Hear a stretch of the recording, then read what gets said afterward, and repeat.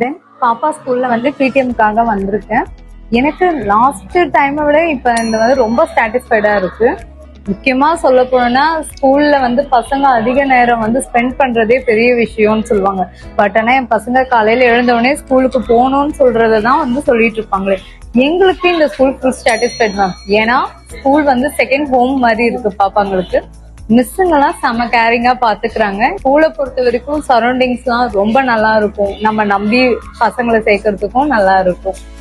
Learning ஸ்கில்லா இருக்கட்டும், knowledge skill develop பண்றதா இருக்கட்டும், ஃபர்ஸ்ட் வந்து பாத்தீங்கன்னா என்னோட ஒப்பீனியன் சிக்ஷா கேந்திரா தான். ஏன்னா எல்லாத்துலயுமே இம்ப்ரூவ் பண்ணி காட்டுறது பசங்களை அவங்க மட்டும்தான். பசங்களை மார்னிங் ரொட்டீன்ல இருந்து நைட் தூங்குற வரைக்கும் ஹாப்பி காலிங் பண்றது. டீச்சர்ஸ் வந்து இதோட மட்டும் இருக்காது, ஸ்கூலோட மட்டும் இருக்காது, மத்தபடி வீட்லயும் பசங்க என்ன பண்றதுன்னு கைட் பண்றதுன்னு பாத்தீங்கன்னா அது ஒரே ஸ்கூல் சிக்ஷா கேந்திராவா தான் இருக்கும். எங்களுக்கு பேரண்ட்ஸுக்கும் பாத்தீங்கன்னா பேரண்ட் சப்போர்ட்டும் கொடுக்குறாங்க.